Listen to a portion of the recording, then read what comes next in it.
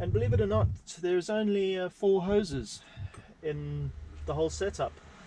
You know, AC unit to compressor, compressor to condenser, condenser to dryer, dryer to AC unit.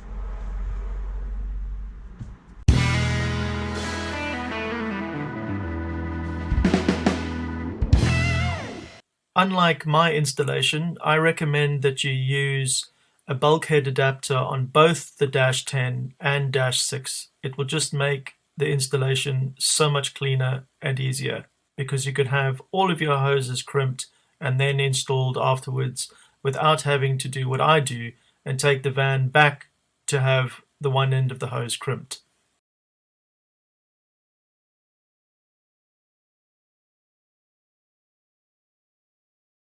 And this is the number 6. You might have noticed that there wasn't any connection on the end of that hose. And that is simply because I would have to drill a massive hole in the bulkhead in order to get these fittings through. So what we're going to do is fit the hoses and then take the van back to Car Builder Solutions, and they are going to crimp the ends on the number 6 and the number 10 with the hoses in place. I think it's important to mention at this point that I decided to use a bulkhead adapter on the number 10 line.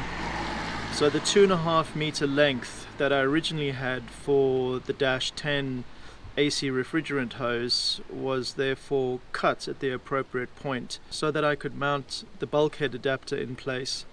It just made it a little bit easier on the inside of the cab to attach the Dash 10 AC hose. You can go without it, but I decided to install it.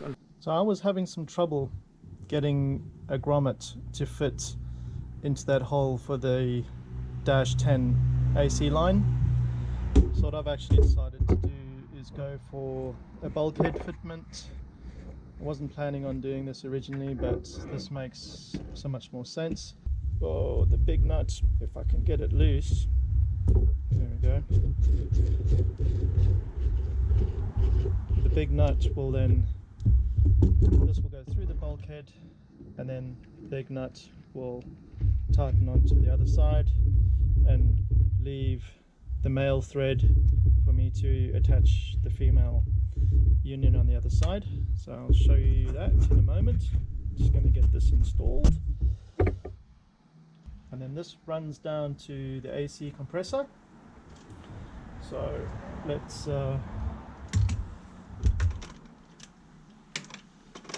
send it down there while we can.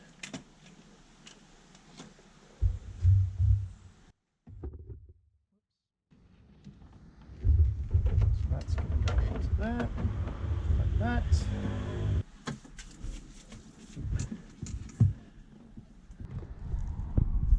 Underneath the dashboard is where the bulkhead adapter pops through. You can see it just over there. So now what I need to do is just attach the lock nut onto there.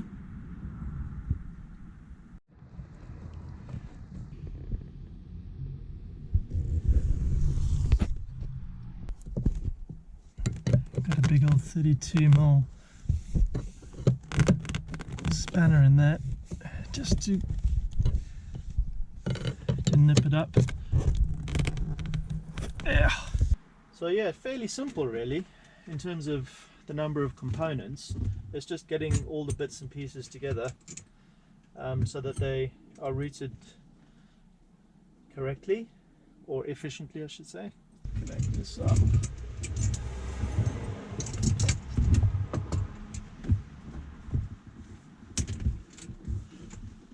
Now the number 10 and the number 6 are both through and secure. Here's the number 6 hose that runs to the AC unit inside. Currently not yet installed. All of these unions must have an O-ring on it for it to seal. So pop that in there. going to do them up finger tight for now.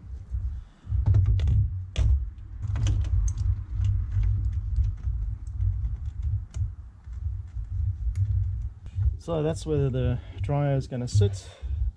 The hose passes underneath the intercooler, and once it's installed, you make sure that it's not going to get damaged, chafed or anything like that. So this will connect to the bottom of the condensing radiator down there. This is the number 8 hose, which runs from the condensing radiator to the compressor down there. So that's why it's got a 90 degree to go into the back of the compressor, and then it kind of loops up like this, kind of like that, to the top of the condensing radiator over here, which will fit next. So that's the rad. That's the number 8 union at the top. That's the number 6 at the bottom. That's why I need the 90 degree, and that's why that has a straight connector. This is approximately 630 millimeters wide. Looks like I pushed the main coolant radiator as far back as it can go. So I've just dropped the condensing radiator in behind the bumper here. There was enough flex in it. I haven't had to cut it, but I think I'll have to trim it over there. Take these caps off. Ooh, interesting.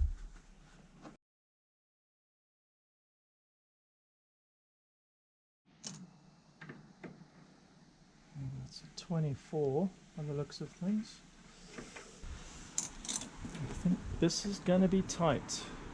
I've got to make sure that this charge point is accessible. Let's just get this all in place. That's beautiful. Goes on so nicely. Okay, let's take the power steering coolant line off. Give this rad a bit more space. That's the front rad all connected up and the lines run. I've secured that with a P-clip. I've raised the power steering cooling line above there. I'll have to fabricate a small bracket to hold that. I've used this little hole that was in the slam panel to route this number 8. Obviously I will need to protect it, which is fine.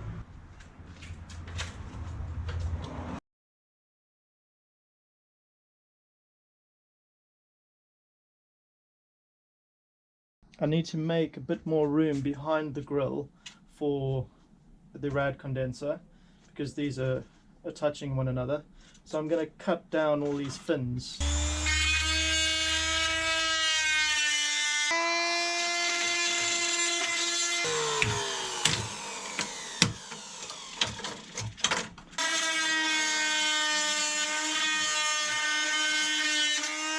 Well, that's all the extra plastic from the fins cut off. It's giving me a bit of extra space behind this grille.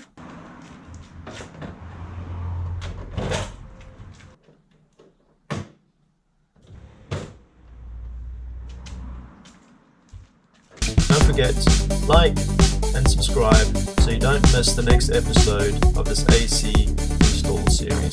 Thanks for watching.